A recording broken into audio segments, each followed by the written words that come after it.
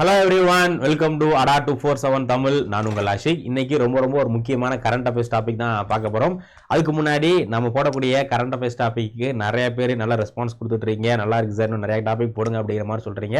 So thank you for your response. நம்ம இனிமேல் டெய்லியும் இன்டர்நேஷனல் லெவலில் நேஷனல் லெவலில் என்னென்ன முக்கியமான டாபிக்ஸ் நடந்துட்டு இருக்கோ அதை பற்றி கண்டிப்பாக நம்ம வந்து டெய்லியுமோ இல்லை ஒரு நாள் விட்ட ஒரு டாபிக் வந்து போடுற மாதிரி பார்த்துக்கலாம். ஸோ இன்றைக்கி ரொம்ப ஒரு முக்கியமான டாபிக் தான் வந்து பார்க்க போகிறோம். அதுக்கு முன்னாடி நீங்கள் நம்ம சேனலை சப்ஸ்கிரைப் பண்ணல அப்படின்னா சப்ஸ்கிரைப் பண்ணிக்கங்க. அப்போ தான் நம்ம போடக்கூடிய இன்ஃபர்மேட்டிவான கண்டென்ட் எல்லாமே உங்களுக்கு வரும். முக்கியமாக நம்ம செஷன் பற்றி உங்கள் ஃபீட்பேக்கை கண்டிப்பாக கமெண்ட் செக்ஷனில் சொல்லுங்கள். எப்படி இருக்குது, எதுவும் சேஞ்சஸ் பண்ணுமா, இல்லை உங்களுக்கு இன்டெப்த்தாக இன்னும் டீட்டெயிலாக வேணுமா, இல்லை இன்னும் ஷார்ட்டாக வேணும் அப்படிங்கிறத மறக்காமல் கமெண்ட் செக்ஷன் சொல்லுங்கள். ஸோ அதுக்கு தகுந்த மாதிரி நம்ம செஷனை ஆல்டர் பண்ணிக்கலாம். இன்றைக்கி நம்ம ஒரு முக்கியமான பில்லு பற்றி தான் பார்க்க போகிறோம். என்ன பில் அப்படின்னா, ரீசெண்டாக பார்லிமெண்ட்ரி செஷனில் எக்கச்சக்கமான பில்லு பாஸ் பண்ணுறாங்க இல்லையா. எம்ஜி நரேகாவை சேஞ்ச் பண்ணுறதுக்கு ஒரு பில்லு, அதே மாதிரி யூஜிசிலாம் கலைக்கிறதுக்கு ஒரு பில்லு கொண்டு வந்திருந்தாங்கன்னு பார்த்துக்கணும். இப்போது புதுசாக சாந்தி அப்படிங்கிற ஒரு பில்லு நம்ம மத்திய அரசாங்கம் பண்றாங்க. இது வந்து இந்தியாவுடைய ஹிஸ்டரியிலேயே ஒரு மிகப்பெரிய ரிஃபார்ம். நம்மளுடைய அணுசக்தி துறை இருக்கு இல்லையா, நம்மளுடைய நியூக்ளியர் எனர்ஜி துறையில் இது ஒரு மிகப்பெரிய ரிஃபார்ம் அப்படிங்கிற மாதிரியே சொல்லலாம். ஸோ இந்த பில் என்ன, இதில் என்னென்ன விஷயங்கள் சொல்லியிருக்காங்க அப்படிங்கிறத நம்ம இன்டெப்த்தாக பார்க்கலாம். ஸோ இந்த பில்லை பொறுத்தவரை இந்த பில்லோடைய விரிவாக்கம் இது ஷார்ட்டாக வந்து சாந்தி பில் அப்படிங்கிற மாதிரி சொல்கிறாங்க. பட் இதோடைய ஃபுல் ஃபார்ம் என்ன அப்படின்னா, sustainable harnessing and advancement of nuclear energy for transformation India அப்படிங்கிற இவ்வளோ பெரிய பேர் நம்ம எல்லாம் சொல்ல முடியாது இல்லையா.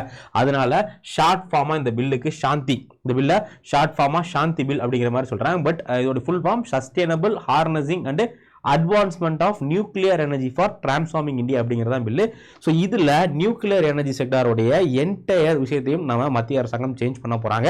ஸோ இந்த பில்லில் என்னென்ன முக்கியமான ப்ரொவிஷன் இருக்குன்னு பார்க்கறதுக்கு முன்னாடி இந்த பில்லு ஏன் இப்போ தேவை, எதுக்காக இந்த பில்லு மத்திய அரசாங்கம் பண்ணுறோம், இதுக்கான நீட் என்ன அப்படின்னா, ஃபர்ஸ்ட் இந்தியாவில் எனர்ஜிக்கான டிமாண்ட் நாளுக்கு நாள் அதிகமாகிட்டே போகுது. ஏன் அப்படின்னா, இப்போ நம்ம நிறைய வீடுகள் வந்துருச்சு. அந்த காலத்துலனா வீட்டில் அந்த அளவுக்கு நம்ம ஏசி பயன்படுத்த மாட்டோம், நிறைய வீடுகள் லைட்டே இருக்காது. ஆனால் இப்போ எல்லா வீட்லையுமே வந்து மேக்ஸிமம் ஒரு ஏசி 2 ஏசி வந்துருச்சு இல்லையா. அது மட்டும் இல்லாமல் இப்போ நிறைய பெரிய கம்பெனிஸ் வருது. குறிப்பாக இந்த ஏஐ செக்டார் டெவலப் பண்ணோம்னா ஏஐக்கு நிறைய இன்புட் தேவை, நிறைய வந்து பவர் தேவை. ஏஐக்கும் சரி, இந்த ஏஐல ஜென்ரேட் பண்ணக்கூடிய டேட்டாஸ் எல்லாமே ஸ்டோர் பண்ணி வைக்கக்கூடிய டேட்டா சென்டருக்குலாம் அதிகமான பவர் வந்து தேவை. ஸோ அதனால இந்தியாவில் பவர் டிமாண்ட் ரொம்ப அதிகமாகுது, நம்மளுடைய பவர் டிமாண்ட் அதிகமாகுது. ஸோ அதை நம்ம வந்து ஃபுல்ஃபில் பண்ணோம் அப்படின்னா கண்டிப்பாக நம்மளுடைய நியூக்ளியர் செக்டாரை டெவலப் பண்ணி தான் வரும். ஸோ அது வந்து முக்கியமான ரீசன். அதே மாதிரி climate change. So nuclear energy அப்படிங்கிறது one of the cleanest fuel. இப்போ நம்ம கோல் பேஸ்ட் பவர் பிளான்ட்லேயோ இல்லை கேஸ் பேஸ்ட் பவர் பிளான்ட்லேயோ பார்த்தீங்கன்னா நமக்கு கார்பன் எமிஷன் வந்து அதிகமாக இருக்கும். இதனால நம்மளுடைய பூமி மாசுபடுது, கிளைமேட் சேஞ்ச் ஏற்படுது, அதிகமான கார்பன் டை ஆக்சைடு எமிட் பண்ணுறதுனால கிளைமேட் சேஞ்சு, குளோபல் வார்மிங் இதெல்லாம் ஏற்படுது. ஆனால் நம்ம நியூக்ளியர் எனர்ஜியை பயன்படுத்தும் போது இந்த மாதிரி எந்த பிரச்சனையுமே வராது. நியூக்ளியர் எனர்ஜினால ஏர் பொல்யூஷன் நடக்காது.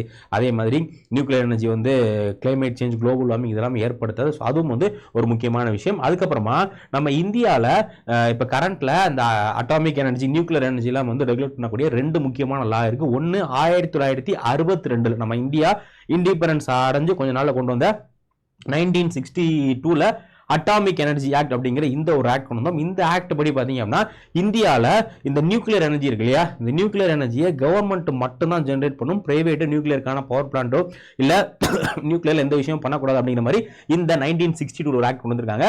அதுக்கப்புறமா 2010 ஒரு ஆக்ட். ஸோ 2010 ஆக்ட் எதுக்காக அப்படின்னா, இப்போ ஒரு நியூக்ளியர் பவர் பிளான்ட் ஆக்சிடென்ட் ஆயிடுச்சு அப்படின்னா அதுக்கு யார் பொறுப்புன்னு பார்த்தீங்கன்னா, அந்த நியூக்ளியர் பவர் பிளான்ட்டை தயாரிச்ச நிறுவனம், அதை ஆப்ரேட் பண்ணக்கூடிய நிறுவனம் இல்லை, அதை தயாரிச்ச நிறுவனம் தான் வந்து பொறுப்பு அப்படிங்கிற மாதிரி இருக்கு. பட் இதனால என்ன பண்ண மாட்டாங்கன்னா, ஃபாரின்ல இருந்து நிறைய கம்பெனிஸ் அவங்களுடைய நியூக்ளியர் பிளான்ட்டை இந்தியாவுக்கு தர மாட்டாங்க. ஏன்னா இப்போ ஃபாரின்ல ஃபார் எக்ஸாம்பிள் யூஎஸ்ல இருக்கக்கூடிய ஒரு கம்பெனி இந்தியாவுக்கு அவங்களுடைய பவர் பிளான்ட்டை கொடுக்குறாங்க.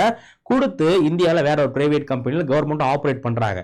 ஆனால் அந்த பவர் பிளான்ட் வெடிக்குது, அதில் ஏதாவது இஷ்யூ ஏற்பட்டு அந்த பவர் பிளான்ட்ல ஒரு ஆக்சிடென்ட் நடக்குதுன்னா அதுக்கு முழு பொறுப்பு யாரு அப்படின்னா அந்த யூஎஸ் இருக்கக்கூடிய கம்பெனி தான். அவங்க தான் அதுக்கான காம்பன்சேஷன் எல்லாமே கொடுக்கணும். ஸோ இந்த 2 ரொம்ப பழமையான லாவை திருத்தம் பண்ண வேண்டிய அவசியம் இருக்கு. அதனால தான் இந்த புதிய சட்டம் கொண்டு வர்றாங்க.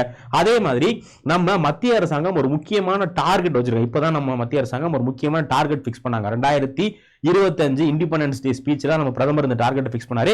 என்ன டார்கெட் அப்படின்னா 2047 2047 நம்ம 100 ஜிகாவாட், எவ்வளோ 2047 100 ஜிகாவாட் ஆஃப் எனர்ஜி இந்த நியூக்ளியர் எனர்ஜில இருந்து ப்ரொடியூஸ் பண்ணணும் அப்படிங்கிற டார்கெட்டை இந்தியா வச்சிருக்காங்க. ஆனா இப்ப கரண்ட் 2047 நம்ம 100 ஜிகாவாட் ப்ரொடியூஸ் பண்ணோம். ஆனா இப்ப கரண்ட்ல நம்ம எவ்வளவு ஜிகாவாட் மட்டும்தான் இந்த நியூக்ளியர் எனர்ஜில இருந்து ப்ரொடியூஸ் பண்றோம் அப்படின்னா வெறும் 8.8 வெறும் 8.8 மட்டும் தான் ப்ரொடியூஸ் பண்றோம். இவ்வளவு ஆண்டுகள் நம்ம இந்தியா இண்டிபெண்டன்ஸ் அடைஞ்சதுல இருந்து இவ்வளவு ஆண்டுகள்ல வெறும் 8.8 மட்டும் தான் நம்ம நியூக்ளியர் எனர்ஜில இருந்து ப்ரொடியூஸ் பண்றோம். இன்னும் நம்ம இதை அச்சீவ் பண்றதுக்கு எவ்வளவு இருக்கு? கிட்டத்தட்ட 91 ஜிகாவாட் நம்ம அச்சீவ் பண்ண வேண்டியது இருக்கு இல்லையா? அதனால கண்டிப்பா நம்ம இந்த செக்டார்ல ஒரு மிகப்பெரிய மாற்றம் பண்ண வேண்டியது இருக்கு. அதனாலதான் இந்த பில் வந்து மெயினா கொண்டுறாங்க. அதே மாதிரி டெக்னாலஜிக்கல் டெவலப்மெண்ட் இப்போ இந்தியாவில் அந்த அளவுக்கு நியூக்ளியர் எனர்ஜிக்கான டெக்னாலஜிலாம் கிடையாது. நம்ம வந்து ஃபாரின் தான், ரஷ்யா, அமெரிக்கா, இந்த மாதிரி ஒரு சில நாடுகளை தான் டிபெண்ட் பண்ணிட்டு இருக்கோம். இப்போ இந்தியா இந்த டிஃபென்ஸ் இந்த நியூக்ளியர் டெக்னாலஜில தன்னிறைவு வேணும் அப்படிங்கிற இந்த எல்லா ரீசனுக்காக தான் மத்திய அரசாங்கம் என்ன பண்ணிருக்காங்கன்னா இந்த ஒரு மிகப்பெரிய ரிஃபார்ம் வந்து கொண்டு வந்திருக்காங்க. ஸோ நியூக்ளியர் எனர்ஜி அப்படிங்கிறது தான் ஃபியூச்சர்ல ரொம்ப ஒரு முக்கியமான எனர்ஜியா இருக்க போகுது. ஓகேங்களா? ஸோ அதனால இந்த செக்டாரை ரிஃபார்ம் பண்றதுக்காக நம்ம சென்ட்ரல் கவர்மெண்ட் ஒரு முக்கியமான லா வந்து பில் வந்து கொண்டு வராங்க. ஒன்ஸ் இந்த பில்லு பாஸ் ஆயிருச்சு அப்படின்னா இது வந்து ஒரு மிகப்பெரிய ரிஃபார்மா இருக்கும். இப்போ இதுல என்னென்ன முக்கியமான ப்ரொவிஷன் இருக்கு அப்படிங்கிறத வந்து பார்க்கலாம். ஸோ ப்ரொவிஷன்ஸை பொறுத்தவரை இந்த சாந்தி பில் அப்படிங்கிற இந்த பில்லில் நிறைய முக்கியமான ப்ரொவிஷன் இருக்கு. அதில் ஃபர்ஸ்ட் என்ன சொல்றாங்க அப்படின்னா எண்ட் ஸ்டேட் மோனோபாலி. இப்போ 2025 வரை நியூக்ளியர் எனர்ஜி, இப்போ நிறைய நியூக்ளியர் பிளான்ட் இருக்கு இல்லையா? கூடங்குளத்தில் நியூக்ளியர் பிளான்ட் இருக்கு. அதே மாதிரி நாரோரா நம்ம படிச்சிருப்போம், ஸ்கூல் புக்ஸ்லேயே கொடுத்துருப்பாங்க எங்கெங்கெல்லாம் என்ன நியூக்ளியர் பிளான்ட் இருக்குன்னு சொல்லிட்டு. இந்த எல்லா நியூக்ளியர் பிளான்ட், இந்தியாவில் இருக்கக்கூடிய எல்லா நியூக்ளியர் பிளான்ட்டுமே யார் ரன் பண்றா அப்படின்னா கவர்மெண்ட் தான் ரன் பண்றாங்க. அது கூடங்குளமா இருக்கட்டும், இல்ல நரோராவா இருக்கட்டும், இந்த மாதிரி எல்லா நியூக்ளியர் பிளான்ட்டுமே கவர்மெண்ட் தான் ரன் பண்றாங்க. பிரைவேட்டுக்கும் நியூக்ளியருக்கும் இந்தியாவில் சம்மந்தமே கிடையாது. பிரைவேட் வந்து நியூக்ளியர்ல எந்த விஷயமே பண்ணக்கூடாது. ஸோ ஆனா இப்போ இந்த பில் என்ன சொல்றாங்க அப்படின்னா இன்னுமே அந்த மாதிரி கிடையாது. இனிமே இந்தியாவில் இருக்கக்கூடிய பிரைவேட் கம்பெனிஸும் என்ன பண்ணலாம்? நியூக்ளியர் ரியாக்டர் உற்பத்தி பண்ணலாம். அதே மாதிரி நியூக்ளியர் மெட்டீரியல் ஒரு இடத்துல இன்னொரு இடத்துக்கு டிரான்ஸ்போர்ட் பண்ணலாம். நியூக்ளியர் பவர் பிளான்ட் கட்டலாம். நியூக்ளியர் பவர் பிளான்ட்டை ஆப்ரேட் பண்ணலாம் அப்படிங்கிற மாதிரி இந்த பில்ல சொல்றாங்க. சப்போஸ் முதல்ல ஸ்டேட்டோடைய மோனோபோலி 1962 ஆக்ட் பார்த்தோம் இல்லையா? ஸோ அதுபடி கவர்மெண்ட் ஆஃப் இந்தியா மட்டும்தான் நியூக்ளியர் எனர்ஜி ரன் பண்ணும் அப்படிங்கிற மாதிரி இருந்துச்சு. ஆனா இந்த பில்லுல அதை அப்படியே இது பண்ணிட்டு எப்படி 1991ல எல்பிஜி ரிஃபார்ம் பண்ணாங்க இல்லையா? அதே மாதிரி இதுல ஒரு மிகப்பெரிய சீர்திருத்தம் வந்து பண்றாங்க. அதே மாதிரி இப்ப கரண்ட்ல ஃபாரின் கம்பெனி, ஸோ இப்போ நார்மலா எக்கனாமிக் செக்டர்ல ஃபாரினோட கார் கம்பெனி இந்தியாவில் வந்து கார் கம்பெனி திறப்பாங்க, இல்ல இந்தியாவுடைய கம்பெனியில் இன்வெஸ்ட்மெண்ட் வந்து பண்ணுவாங்க. இந்த மாதிரி நிறைய செக்டர், ஆல்மோஸ்ட் இந்தியாவில் எல்லா செக்டார்லயுமே ஃபாரின் கம்பெனி வந்து இந்தியாவில் திறக்கலாம், எஃப்டிஏ வந்து இருக்கு. ஆனா நியூக்ளியர் எனர்ஜில ஃபாரின் கம்பெனி வந்து இந்தியாவில் இன்வெஸ்ட்மெண்ட் வந்து பண்ண முடியாது. பட் இந்த பில் என்ன சொல்றாங்க அப்படின்னா ஃபாரின் இன்வெஸ்ட்மெண்ட்டை அலோவ் பண்றாங்க. எஃப்டி ஃபாரின் டைரக்ட் இன்வெஸ்ட்மெண்ட்டை அலோவ் பண்றாங்க. ஃபாரின் கம்பெனி வந்து டைரக்டா அவங்களுடைய கம்பெனி இந்தியாவில் திறக்க முடியாது. இப்போ ஃபார் எக்ஸாம்பிள் அமெரிக்காவில் இருக்கக்கூடிய கம்பெனி வர்றாங்க அப்படின்னா அவங்க இந்தியா கம்பெனி கூட பார்ட்னர்ஷிப் பண்ணி, இந்தியாவுடைய ரிலையன்ஸ் கூடயோ இல்ல கவர்மெண்ட் கம்பெனி கூடயோ இல்ல அதானி கூடயோ இல்ல அம்பானி கூடயோ இல்ல டாடா கூட ஏதோ ஒரு கம்பெனி கூட அவங்க பார்ட்னர்ஷிப் போட்டு என்ன பண்ணிக்கலாம் அப்படின்னா இந்தியாவில் ஃபாரின் கம்பெனியும் வந்து அவங்களுடைய நியூக்ளியர் பிளான்ட்டை திறந்துக்கலாம். பட் அவங்களுடைய அந்த ஷேர் அப்படிங்கிறது 49% தான் இருக்கணும். 49%. ஃபார் எக்ஸாம்பிள் ஃபாரின் கம்பெனி இந்தியாவில் திறக்கிறாங்க அப்படின்னா அந்த ஃபாரின் கம்பெனியோட ஷேர் 49% தான் மேக்ஸிமம் இருக்கலாம். பேலன்ஸ் 50%, 51% யார்கிட்ட ஷேர் இருக்கணும்? இந்தியாவுடைய கம்பெனி கிட்ட ஷேர் இருக்கணும். ஸோ இது முக்கியமான ரிஃபார்ம். அதே மாதிரி இது இப்ப கரண்ட்ல வந்து பாத்தீங்கன்னா இந்த நியூக்ளியர் எனர்ஜிலாம் ரெகுலேட் பண்றதுக்காக ஒரு பாடி இருக்கு. அது வந்து ஜஸ்ட் ஒரு எக்ஸிக்யூட்டிவ் பாடி தான். அதுக்கு அந்த அளவுக்கு எந்த பவருமே கிடையாது. கவர்மெண்ட் வந்து ஒரு எக்ஸிக்யூட்டிவ் ஆர்டர்னால உருவாக்கப்பட்ட பாடி. அதுக்கு பேர் என்ன? அட்டாமிக் எனர்ஜி ரெகுலேட்டரி பாடி. அட்டாமிக் எனர்ஜி ரெகுலேட்டரி பாடி அப்படிங்கிற இந்த ஒரு பாடி இப்ப கரண்ட்ல இருக்கு. இப்போ என்ன பண்றாங்கன்னா இந்த பாடிக்கு எக்ஸ்ட்ரா பவர் கொடுத்து இதை ஒரு ஸ்டாட்யூட்டரி பாடியா, ஸ்டாட்யூட்டரி பாடி அப்படின்னா ஒரு பர்டிகுலர் பாடிக்கு ஒரு லா மூலியமா பவர் கொடுக்குறாங்க, ஒரு சட்ட மூலியமா பவர் கொடுக்குறாங்க அப்படின்னா அதுக்கு பேர் தான் ஸ்டாட்யூட்டரி பாடி. ஸோ இப்போ இந்த பாடியை ஒரு ஸ்டாட்யூட்டரி பாடியா மாத்தி இதுக்கு இந்தியாவுடைய ஒட்டுமொத்த நியூக்ளியர் செக்டாரை ரெகுலேட் பண்ற அளவுக்கு, இப்போ எப்படி பேங்கை ரெகுலேட் பண்றதுக்கு ஆர்பிஐ இருக்கு இல்லையா? அதே மாதிரி ஃபியூச்சர்ல இந்தியாவுடைய நியூக்ளியர் செக்டாரை ரெகுலேட் பண்றதுக்கான பாடி தான் யார் அப்படின்னா அட்டாமிக் எனர்ஜி ரெகுலேட்டரி பாடி. இப்போ இந்தியாவுடைய பிரைவேட் கம்பெனிஸ் யாராச்சும் இந்தியாவில் நியூக்ளியர் பவர் பிளான்ட் திறக்கிறாங்க அப்படின்னா அதுக்கு இவங்க தான் லைசன்ஸ் கொடுக்கணும், அதுக்கு செக்அப், அதுக்கான இன்ஸ்பெக்ஷன் எல்லாமே இந்த பாடி தான் வந்து கண்டக்ட் பண்ணுவாங்க. ஸோ அந்த பாடிக்கு பேர் என்ன? Atomic energy regulation. இது ஆல்ரெடி இருக்கு. இப்போ இதுக்கு எக்ஸ்ட்ரா பவர் கொடுத்து இதை ஒரு ஸ்டாட்யூட்டரி பாடியா வந்து மாத்துறாங்க. ஸோ இது எல்லாமே வந்து பாத்தீங்க அப்படின்னா இது இந்த ஸ்ட்ரக்சர்ல இந்தியாவுடைய நியூக்ளியர் எனர்ஜியோட ஸ்ட்ரக்சர்ல ஒரு மிகப்பெரிய மாற்றம் கொண்டு வராங்க. நெக்ஸ்ட் ரொம்ப ரொம்ப முக்கியமானது லயபிலிட்டி ஃப்ரேம்வொர்க். லயபிலிட்டி அப்படிங்கிறது என்னன்னா நம்ம எல்லாத்துக்குமே தெரியும் நியூக்ளியர் பவர் பிளான்ட் அப்படிங்கிறது கொஞ்சம் அந்த அளவுக்கு சேஃப் இல்லை. இப்போ நார்மல் பவர் பிளான்ட்லாம் அந்த அளவுக்கு ஏதோ ஒரு ஃபால்ட் ஆனாலுமே வந்து பெரிய அசம்பாவிதம் எதுவும் நடக்காது. ஆனால் நியூக்ளியர் பவர் பிளான்ட்ல ஏதாச்சும் ஒரு மால் ஃபங்க்ஷன் ஆச்சு, அது தப்பாயிருச்சு அப்படின்னா அந்த பிளான்ட் வந்து வெடிச்சு செதறதுக்கு அதிகமான வாய்ப்புகள் இருக்கு இல்லையா? ஸோ அதனால ஒரு நியூக்ளியர் பவர் பிளான்ட் வெடிச்சு செதறுது அப்படின்னா அதனால ஏற்படக்கூடிய லாசஸ், ஏன்னா நிறைய பேர் இறந்து போவாங்க, நிறைய வீடுகள் இடிஞ்சு போகும், இது எல்லாத்துக்குமே யாரு காம்பன்சேஷன், இழப்பீடு யாரு கொடுக்கிறது அப்படிங்கிறதுக்கு பேர் தான் என்ன அப்படின்னா லயபிலிட்டி ஃப்ரேம்வொர்க் அப்படிங்கிறது. இப்ப கரண்ட்ல வர இப்போ ஒரு கம்பெனி இருக்காங்க, ஒரு கம்பெனி ஏ அப்படிங்கிற கம்பெனி பவர் பிளான்ட் வச்சிருக்காங்க. இவங்க வச்சிருக்க பவர் பிளான்ட்டை ஒரு கம்பெனி பி அப்படிங்கிற இந்த பவர் பிளான்ட் இருந்தா, இந்த கம்பெனி பி அப்படிங்கிறவங்க தான் பவர் பிளான்ட் மேனுஃபேக்சரிங், அந்த நியூக்ளியர் ரியாக்டர் எல்லாமே மேனுஃபேக்சரிங் பண்ணக்கூடிய கம்பெனிஸ். இவங்களுக்கு பேர் என்ன அப்படின்னா, இவங்களுக்கு பேர் வந்து சப்ளையர்னா இதை மேனுஃபேக்சரிங் பண்றவங்க. ஓகேவா? அதே மாதிரி இவங்க ஏ யார் அப்படின்னா ஆபரேட்டர் அப்படிங்கிறவங்க அந்த பவர் பிளான்ட் ஆப்ரேட் பண்ணக்கூடியவங்க.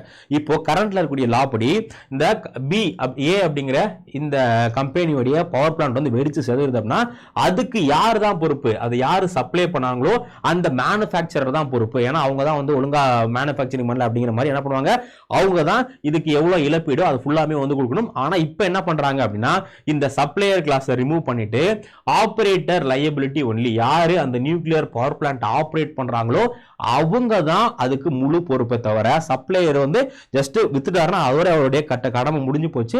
அந்த நியூக்ளியர் பவர் பிளான்ட்ல என்ன இழப்பு ஏற்பட்டாலும் அது வெடிச்சு செதறினாலும் அதுக்கான முழு இழப்பீடையும் யார் தான் கொடுக்கணும்? இந்த ஆபரேட்டர் தான் கொடுக்கணும் அப்படிங்கிற இது. அதே மாதிரி காம்பன்சேஷன், இப்போ ஒரு நியூக்ளியர் பவர் பிளான்ட் வெடிக்குது அப்படின்னா அதுக்கு இப்போ ஸ்மால் நியூக்ளியர் ரியாக்டர்னா அதுக்கு எவ்வளவு மேக்ஸிமம் அந்த கம்பெனி அந்த ஆபரேட்டர் இருக்காங்க இல்லையா, அவங்க மேக்ஸிமம் எவ்வளவு காம்பன்சேஷன் கொடுக்கலாம் அப்படிங்கிறதுக்கான லிமிட் வந்து இதுக்கு முன்னாடி எந்த லிமிட்டுமே இல்லை. ஓகேவா? ஆனா இப்போ என்ன சொல்றாங்க, இப்போ ஸ்மால் ரியாக்டர் வெடிச்சு போகுது அப்படின்னா அதுக்கு ஒரு 500 கோடி ரூபாய் அவங்க காம்பன்சேஷன் கொடுக்கணும். இது பெரிய ரியாக்டர் வெடிக்குது அப்படின்னா 1500 கோடி ரூபாய், ரொம்ப பெரிய ரியாக்டர் வெடிக்குது அப்படின்னா 300 கோடி 3000 கோடி ரூபாய் அப்படிங்கிற மாதிரி அரசாங்கம் என்ன பண்றாங்க, அந்த லிமிட் வந்து செட் பண்றாங்க. அதுக்கு மேல என்ன பண்ண தேவையில்ல, கம்பெனி வந்து அமௌண்ட் கொடுக்க தேவையில்ல. இதுக்கு பேர் தான் என்னன்னா capped compensation.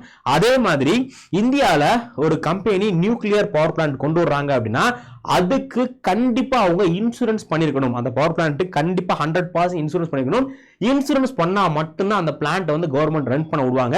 Indian nuclear insurance pool அப்படிங்கிற இந்த ஒரு இன்சூரன்ஸ் அவங்க என்ன பண்ணணும், கண்டிப்பா அதுக்கு இன்சூரன்ஸ் பண்ணணும். இன்சூரன்ஸ் பண்ணாம எந்த வித பவர் பிளான்ட்டும் ரன் ஆக முடியாது. அது மட்டும் இல்லாம கவர்மெண்ட் என்ன பண்றாங்க அப்படின்னா ஒரு சில கேரண்டி கொடுக்குறாங்க. சோ இப்ப கவர்மெண்ட் வந்து ஃபார் எக்ஸாம்பிள் இப்போ வந்து ஒரு பவர் பிளான்ட் வெடிச்சு செதறுது, அந்த பவர் பிளான்ட் வந்து ஒரு மினி பவர் பிளான்ட் வச்சுங்க, அந்த பவர் பிளான்ட் வெடிச்சதுனால ஒரு 700 கோடி ரூபாய் லாஸ், 700 கோடி ரூபாய் மதிப்பிலான சொத்துக்கள் எல்லாமே வந்து சேதமடையுது. ஓகேங்களா? ஆனா கவர்மெண்டோட இந்த லா படி ஒரு 500 மட்டும் தான் கேப். ஸ்மால் பவர் பிளான்ட் இருந்துச்சு அப்படின்னா எக்ஸாம்பிள் சொல்றேன், ஸ்மால் பவர் பிளான்ட்டுக்கான கேப் அப்படிங்கிறது 500 தான் அந்த கம்பெனி மேக்ஸிமம் கொடுக்கணும். கேப் இருந்துச்சு அப்படின்னா இந்த பேலன்ஸ் இருக்கக்கூடிய 200 கோடி ரூபாய் இருக்கு இல்லையா, 200 கோடி ரூபாய் வந்து டிஃபரன்ஸ் இருக்கு. இந்த 200 கோடி ரூபாய் யார் கொடுப்பா? கவர்மெண்டே முன் வந்து இந்த 200 கோடி ரூபாய்க்கான லாஸை ஏத்துக்கணும் அப்படிங்கிறதும் இதுல இருக்கக்கூடிய முக்கியமான லைபிலிட்டி ஃபேக்டர். ஸோ அப்போ இதுல ஃபர்ஸ்ட் என்ன பண்றாங்க, ஸ்ட்ரக்சர், அதுல யார் யாரெல்லாம் அந்த கம்பெனி ஓப்பன் பண்ணலாம் அப்படிங்கிறத இது பண்றாங்க, சேஞ்ச் பண்றாங்க. இது கவர்மெண்ட் மட்டும் தான் இருந்துச்சு, இப்போ அதை மாத்திட்டு பிரைவேட் ஃபாரின் கம்பெனி வந்து இந்தியாவில் ஓப்பன் பண்ணிக்கலாம். அதே மாதிரி இந்த லயபிலிட்டி விபத்தை பொறுத்தவரை முன்னாடி அது யார் சப்ளை பண்றாங்களோ யார் உற்பத்தி பண்றாங்களோ அவங்க தான் 100% பொறுப்பு. ஆனா இப்போ அந்த பொறுப்பை யார்கிட்ட கொடுக்குறாங்க, அதை ஆப்ரேட் பண்ணக்கூடிய கம்பெனி கிட்ட வந்து கொடுத்துட்டாங்க. இது வந்து 2வது. அடுத்து 3வது என்ன அப்படின்னா இதை கவர்ன் பண்றதுக்கு, இந்த நியூக்ளியர் செக்டாரை கவர்ன் பண்றதுக்காக நியூக்ளியர் டேமேஜ் கிளைம் கமிஷன், இந்த நியூக்ளியர் எனர்ஜி சம்பந்தமான அந்த டிஸ்பியூட்ஸ் பிரச்சனைகள் இருக்கு இல்லையா, அதை சரி பண்றதுக்காக நியூக்ளியர் டேமேஜ் கிளைம் கமிஷன் அப்படிங்கிற புதுசா ஒரு கமிஷன் கொண்டு வர்றாங்க. அதே மாதிரி no civil court jurisdiction, nuclear சம்பந்தமான எல்லா விஷயங்களையும், நியூக்ளியர் எனர்ஜி சம்பந்தமான என்ன பிரச்சனை என்ன டிஸ்பியூட் வந்தாலும் என்ன பண்ணும், அதை வந்து ஹை கோர்ட்டுக்கோ இல்ல சுப்ரீம் கோர்ட்டுக்கோ கொண்டு போக முடியாது. அதை இந்த நியூக்ளியர் டேமேஜ் கிளைம் கமிஷன் அப்படிங்கிற இதுக்குன்னு தனியாக ஒரு ட்ரிபியூனல் கொண்டு வருவாங்க, அதுக்கு மட்டும் தான் நம்ம வந்து கொண்டு போக முடியும். அதே மாதிரி R&D exception, allow research without license for peaceful purpose. இப்போ நியூக்ளியர்ல புதுசா டெக்னாலஜி கண்டுபிடிக்கிறதுக்காக இப்போ நியூக்ளியர் நிறைய ஸ்மால் நியூக்ளியர் ரியாக்டர்லாம் வருது இல்லையா, இந்த மாதிரி புதுசா ரிசர்ச் பண்றாங்க அப்படின்னா அதுக்கு லைசன்ஸ் எதுவுமே தேவையில்லை. நீங்க என்ன பண்ணிக்கலாம், இப்போ கரண்ட்ல நீங்க நியூக்ளியர் சம்பந்தமா ஏதாவது ரிசர்ச் பண்றீங்க அப்படின்னா அதுக்கு கவர்மெண்ட் கிட்ட இருந்து லைசன்ஸ் வாங்கணும். பட் இன்னுமே என்ன பண்ண தேவையில்லை அப்படின்னா அந்த மாதிரி லைசன்ஸ்லாம் வாங்க தேவையில்லை. ஸோ இதுதான் வந்து பாத்தீங்கன்னா இந்த பில்லுடைய முக்கியமான அம்சம். ஸோ இப்போ இந்த அம்சம்லாம் உங்களுக்கு புரிஞ்சிருக்குன்னு நினைக்கிறேன். இந்த பில்லுல எக்கச்சக்கமான பாசிட்டிவ்ஸ் இருக்கு, அதே சமயத்தில் விஷயத்துல ஒரு சில நெகட்டிவ் விஷயங்களும் இருக்கு. நம்ம அதையும் தெரிஞ்சுக்கணும். நம்ம வந்து ஒரு காமன் மேனா இருந்தோம் அப்படின்னா ஜஸ்ட் வந்து என்ன அப்படின்னு தெரிஞ்சா மட்டும் போதும். பட் நம்ம வந்து ஒரு ஒரு எக்ஸாம் ஆஸ்பிரண்டாவோ இல்ல கரண்ட் அஃபேர்ஸ் மேல ஆர்வமா இருக்க நபரா இருக்கறனால கண்டிப்பா இதனால என்னென்ன பெனிஃபிட் இருக்கு, இதனால என்ன நடக்கும், என்ன பாசிட்டிவ் இம்பாக்ட் இருக்கு, என்ன நெகட்டிவ் இம்பாக்ட் இருக்கு அப்படிங்கறது கண்டிப்பா நம்ம தெரிஞ்சுக்கணும். சோ ஃபர்ஸ்ட் இதனால என்ன பாசிட்டிவ் இம்பாக்ட் அப்படின்னா, சோ ஃபர்ஸ்ட் இந்தியா 2047ல இந்த 100 ஜிகாவாட் பவர் ஜெனரேட் பண்றது, நியூக்ளியர் பவர் ஜெனரேட் பண்றதுக்கு இந்த விஷயம் நமக்கு ரொம்ப ரொம்ப ஹெல்ப் பண்ணும். 2047க்குள்ள நம்ம டார்கெட் வச்சிருக்கோம் இல்லையா, அந்த டார்கெட் அச்சீவ் பண்றதுக்கு இது நமக்கு ரொம்ப ரொம்ப ஹெல்ப் பண்ணும். அதே மாதிரி reduce Fazil fuel import. Fazil fuel அப்படிங்கிறது இப்போ கரண்ட்ல நம்ம அந்த ஆயில்னா இருக்குல்ல, க்ரூட் ஆயில்னா நிறைய ஃபாரின் கண்ட்ரி, குறிப்பா இந்த மிடில் ஈஸ்ட் இருக்கக்கூடிய கல்ஃப் கண்ட்ரியான சவுதி அரேபியா, கத்தார், இந்த மாதிரி கண்ட்ரில இருந்து, ஈரான், இந்த மாதிரி கண்ட்ரில இருந்து அதிகமா நம்ம வாங்கிட்டு இருக்கோம். பட் இந்த மிடில் ஈஸ்ட் அப்படிங்கிறது ஒரு ஸ்டெபிலிட்டி இல்லாத ஒரு ரீஜனா இருக்கு. இங்க ஏதாச்சும் ஒரு அசம்பாவிதம் ஏற்படுது, இந்த எக்கனாமி பாதிச்சு அப்படின்னா நம்மளுடைய க்ரூட் ஆயில் ரேட்டும் வந்து அதிகமாகுது. ஸோ அதனால நம்ம ஓனா இருந்து ஜெனரேட் பண்றோம்னா ஃபாரின்ல இருந்து நம்ம இம்போர்ட் பண்ணக்கூடிய இம்போர்ட்டை நம்ம கம்மி பண்ணிக்கலாம். இதனால நம்ம எக்கனாமிக்கு நிறைய பெனிஃபிட் வந்து இருக்கு. ஓகேங்களா? சோ அடுத்து நம்ம ஆல்ரெடி சோலார் விண்ட் பவர்லாம் வந்து நம்ம ஜெனரேட் பண்றோம் இல்லையா, அதுக்கு ஒரு சப்ளிமெண்ட். ஏன்னா இப்ப இந்தியால அதிகமா சோலார் எனர்ஜில இருந்து விண்ட் எனர்ஜில இருந்து ரினியூவபிள் எனர்ஜி ஜெனரேட் பண்ணிட்டு இருக்கோம். இப்போ நம்ம மூணாவது இதுவும் சேர்த்து பண்றதுனால நமக்கு இது ரெண்டுக்கும் சப்ளிமெண்ட் பண்ற மாதிரி, ஓகே, இது ரெண்டுக்கும் வந்து ஒரு காம்ப்ளிமெண்ட் பண்ற மாதிரி இந்த விஷயம் வந்து இருக்கும். சோ நெக்ஸ்ட் இதனால இந்தியாவுடைய எக்கனாமிக் என்ன பெனிஃபிட் அப்படின்னா, இப்போ ஃபாரின் கம்பெனியும் இந்தியாவில் வந்து இன்வெஸ்ட்மெண்ட் பண்ண போறாங்க. அதே மாதிரி இந்தியாவுடைய பிரைவேட் கம்பெனி, இந்தியாவுடைய பிரைவேட் கார்பரேஷன் எக்கச்சக்கமான பணம் வச்சிருக்காங்க. ஸோ அதனால அவங்க அந்த பணத்தை எல்லாமே இந்த நியூக்ளியர் எனர்ஜி ப்ராஜெக்ட்டுக்கு இன்வெஸ்ட்மெண்ட் வந்து பண்ணுவாங்க.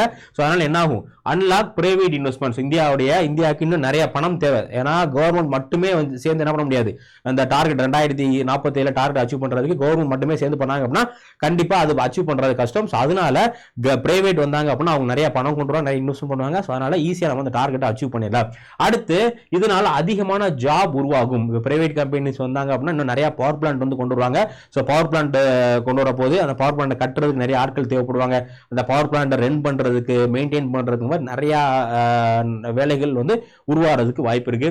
சோ அதுக்கு அடுத்து வந்து பாத்தீங்க அப்படின்னா குளோபல் கம்பெனி. ஸோ இந்த எப்படி இது பண்றதுனால global company, for example Westinghouse, EDF, Rosatom, இந்த மாதிரி இவங்க எல்லாமே வந்து யூஎஸ்ஏ, பிரான்ஸ் உடைய முக்கியமான நியூக்ளியர் ரியாக்டர் மேனுஃபேக்சரிங் கம்பெனிஸ். இவங்க இந்தியாவில் அவங்க பிசினஸ் கொண்டு வரதுக்கு வாய்ப்புகள் இருக்கு. இது எல்லாமே எக்கனாமிக் பெனிஃபிட். அடுத்து பாத்தீங்க அப்படின்னா என்விரான்மெண்டல்ல என்னென்ன பெனிஃபிட்னா, ஸோ ஜீரோ எமிஷன். அந்த நியூக்ளியர் பவர் அப்படிங்கிறது ஜீரோ எமிஷன், கார்பன் டை ஆக்சைடோ இல்லை எதுவுமே வந்து எமிட் பண்ணாது. ஸோ இதனால என்விரான்மெண்ட் எந்த பாதிப்புக்கும் உள்ளாகாது. அதே மாதிரி இப்போ நீங்க வந்து சோலார் பிளான்ட்லாம் வைக்கணும் அப்படின்னா சோலார் பிளான்ட்டுக்கு அதிகமான இடம் தேவை. ஆனா நியூக்ளியர் ரியாக்டர் பொறுத்தவரை நீங்க சின்ன இடத்துல நியூக்ளியர் ரியாக்டர் வச்சு அதிகமான அவுட்புட் வந்து ஜெனரேட் பண்ணலாம். ஸோ அதனால இதுக்கு வந்து ஸ்மால் லேண்ட் ஃபுட் பிரிண்ட். தென் ஆல்ரெடி நம்ம பார்த்த மாதிரி ஆல்ரெடி இருக்கக்கூடிய ரினியூவபிள் எனர்ஜியான சோலார் எனர்ஜி, விண்ட் எனர்ஜிக்கு இது வந்து சப்ளிமெண்ட் பண்ணக்கூடிய மாதிரி இருக்கும். அதே மாதிரி இதனால இன்னொரு முக்கியமான என்ன பெனிஃபிட் என்ன அப்படின்னா ஏர் பொல்யூஷன் ஜீரோ. இதனால ஏர் பொல்யூஷன் ஏற்படாது. இப்போ டெல்லியில அதிகமான ஏர் பொல்யூஷன் இருக்கு அப்படின்னா அதுக்கு முக்கியமான காரணம் டெல்லியை சுத்தி எக்கச்சக்கமான பவர் பிளான்ட்ஸ் இருக்கு. அதுல இருந்து வரக்கூடிய எமிஷனால தான் டெல்லி மேக்ஸிமம் வந்து பொல்யூட் ஆகுது. ஸோ ஆனால் இதனால அந்த ஏர் பொல்யூஷன் நமக்கு இருக்காது. ஓகேவா? ஸோ இதான் வந்து இதோடைய மெயினான அட்வான்டேஜ். அடுத்து டெக்னாலஜிக்கல் அட்வான்டேஜ் பொறுத்தவரை இந்த ஸ்மால் மாடுலர் ரியாக்டர் அப்படிங்கிற இதுதான் இப்போ நியூக்ளியர் டெக்னாலஜி அடுத்து அட்வான்ஸ்டானது. ஸோ இந்த டெக்னாலஜி வந்து இந்தியாவிலே டெவலப் ஆகிறதுக்கு வாய்ப்பு இருக்கு. அதுக்கடுத்து டொமஸ்டிக் R&D. இந்தியாவில் இந்த நியூக்ளியர் ரியாக்டர் சம்பந்தமான ரிசர்ச் வந்து டெவலப் ஆகிறதுக்கு வாய்ப்புகள் இருக்கு. ஸோ இந்தியாவை இந்த பில்லு மூலியமா இந்தியாவை வந்து நம்ம நியூக்ளியர் எனர்ஜிக்கான ஒரு பவர் ஹப்பாவும் நம்ம மாற்றலாம். ஸோ இதான் வந்து இதோட முக்கியமான விஷயம். ஸோ பெனிஃபிட்லாம் பார்த்தாச்சு. இதனால எந்த லாஸ்மே இல்லையா அப்படின்னா, எந்த நெகட்டிவ்மே இல்லையா அப்படின்னா இதுக்கு நெகட்டிவ் நிறைய இருக்கு. முக்கியமா பார்த்தீங்க அப்படின்னா இப்போ இந்த லையபிலிட்டி லா இருக்கு இல்லையா, யார் வந்து ஆப்ரேட் பண்றாங்களோ அவங்களுக்கு தான் ஃபுல் லையபிலிட்டி அப்படிங்கிறதுனால சப்ளையர் ஏதாச்சும் ஒரு கவனக்குறைவா இருந்துட்டாலும் அது யாரை தான் இம்பாக்ட் பண்ணோம்னா அதோடைய ஆப்ரேட்டர் தான் இம்பாக்ட் பண்ணும். அதே மாதிரி இப்போ மேக்ஸிமம் வந்து இந்த இதுக்கு கொடுக்கக்கூடிய அமௌண்ட் இருக்கு இல்லையா, அந்த ஒரு விபத்து நடந்துச்சு அப்படின்னா அதுக்கு கொடுக்கக்கூடிய அமௌண்ட்ல ஒரு கேப் வச்சிட்டாங்க, 3000 கோடிக்கு மேல கொடுக்க தேவையில்லைன்னு சொல்லிட்டு. ஆனா நிறைய பேர் என்ன சொல்றாங்கன்னா 1980களில் நடந்த போபால் விவசாய கட்சி இருக்கு இல்லையா, அதுக்கே காம்படிஷன் 3900 கோடி கிட்ட ஆச்சு. ஆனா இப்போ 2025 குறைஞ்சாச்சு, அதனால இன்னும் அதிகமான அமௌண்ட் தான் தேவைப்படும் அப்படிங்கிற மாதிரி சொல்றாங்க. ஸோ இதெல்லாம் தான் இதோடைய முக்கியமான கிரிட்டிசிசம். ஸோ நம்ம கிரிட்டிசிசம் தனியாக ஒரு செஷனில் வந்து பார்க்கலாம். ஸோ இந்த பில் அப்படிங்கிறது ரொம்ப ரொம்ப முக்கியமான பில். இது கண்டிப்பாக பாஸ் ஆயிரும். ஸோ பாஸ் ஆச்சு அப்படின்னா நம்ம இந்தியாவுடைய அந்த நியூக்ளியர் எனர்ஜி செக்டாரே வந்து ஒரு மிகப்பெரிய மாற்றத்துக்கு உள்ளாகும். ஓகேவா? ஸோ கைஸ், ஒரு சின்ன அனௌன்ஸ்மெண்ட். நம்ம அடாப்ட் 247 தமிழ்ல ஜென்ரேட்டிவ் ஏ, ஸோ ஜென்ரேட்டிவ் ஏ அப்படிங்கிறது இப்போ நம்ம யூஸ் பண்ணக்கூடிய சாட் ஜிபிடி, ஜெமினி, கிளாடு, இந்த மாதிரி நிறைய ஏ யூஸ் பண்ணிட்டு இருக்கோம் இல்லையா? அந்த ஏஐ எப்படி எஃபிஷியண்டாக யூஸ் பண்ணுறது, நீங்கள் ஸ்டூடெண்டாக இருந்தீங்கன்னா என்னென்ன பர்பஸ்க்கு யூஸ் பண்ணுறது, நீங்கள் ஹவுஸ் ஒய்ஃபாக இருந்தீங்கன்னா அதை எப்படி யூஸ் பண்ணுறது, நீங்கள் ஒர்க்கிங் ப்ரொஃபஷனாக இருக்கீங்கன்னா எப்படி எஃபிஷியண்டாக யூஸ் பண்ணலாம் அப்படிங்கிறதுக்காக ஒரு ஃப்ரீ வெபினார் நம்ம வந்து கண்டக்ட் பண்ண போகிறோம் நம்ம அடாப்ட் 247 தமிழ்ல இருந்து. ஸோ அதுக்கு நீங்கள் ரெஜிஸ்டர் பண்ணோம் அப்படின்னா இந்த QR கோட், இந்த QR கோடை நீங்கள் ஸ்கேன் பண்ணி ஒரு கூகுள் ஃபார்ம் இருக்கும், அந்த கூகுள் ஃபார்மை ரெஜிஸ்டர் பண்ணிக்கங்க. ஸோ நம்ம அடாப்ட் 247 தமிழ் டீம்ல இருந்து உங்களுக்கு கால் பண்ணி அதுக்கான என்ரோல்மெண்ட் டீட்டெயில் சொல்லுவாங்க. ஃப்ரீயான ஒரு இதான். ஸோ தேவைப்படுறவங்க இதில் ஜாயின் பண்ணிங்க. ஏன்னா இனி ஃபியூச்சரே ஏஐ தான். நம்ம ஏஐ இல்லை அப்படின்னா நீங்க வந்து கண்டிப்பா வேலை வாய்ப்பு கூட இது பண்ணலாம். ஏன்னா இப்ப எல்லா கம்பெனி என்ன நீங்க ஜாப் ரோலுக்கு போனாலும் ஏஐ தெரிஞ்சிருக்கா அப்படிங்கறத கேக்குறாங்க. ஏன்னா நம்ம ஹியூமன் பண்ணக்கூடிய ஒரு ஹியூமனுக்கு ஒரு நாள் ஆகக்கூடிய விஷயத்த ஏஐ ஒரு 10 நிமிஷத்துல பண்ணி முடிச்சிருது இல்லையா? ஸோ அதனால ஏஐ வந்து ஃபியூச்சர்ல நிறைய ஜாப் எடுக்கிறதுக்கு வாய்ப்புகள் இருக்கு. ஸோ அதனால ஏஐல பேசிக்கான விஷயங்கள் தெரிஞ்சுங்க. ஸோ ஏஐ பத்தி உங்களுக்கு கத்துக்க ஆர்வம் இருந்துச்சுன்னா இந்த இதை ஸ்கேன் பண்ணி ஒரு கூகுள் ஃபார்ம் இருக்கும், அந்த கூகுள் ஃபார்ம் ஃபில் பண்ணுங்க. நீங்க ஃப்ரீயா நம்ம அடாவுடைய வெபினார் அட்டெண்ட் பண்ணிக்கலாம். அதே மாதிரி நம்ம சேனல் இன்னும் சப்ஸ்கிரைப் பண்ணல அப்படின்னா மறக்காம சப்ஸ்கிரைப் பண்ணிக்கங்க. நம்ம எக்கச்சக்கமான கரண்ட் அஃபேர்ஸ் பத்தி பார்த்துட்டு இருக்கோம். நம்ம பார்க்கறது எல்லாமே ரொம்ப ரொம்ப முக்கியமான விஷயம். ஸோ அதனால நிறைய கரண்ட் அஃபேர்ஸ் தெரிஞ்சுக்க நம்ம சேனலை மறக்காம சப்ஸ்கிரைப் பண்ணுங்க. மெயினா உங்களுடைய ஃபீட்பேக் என்ன அப்படிங்கறத கமெண்ட் செக்ஷன்ல போடுங்க. நம்ம அடுத்த செஷன்ல மீட் பண்ணலாம். Thank you guys. தேங்க்யூ.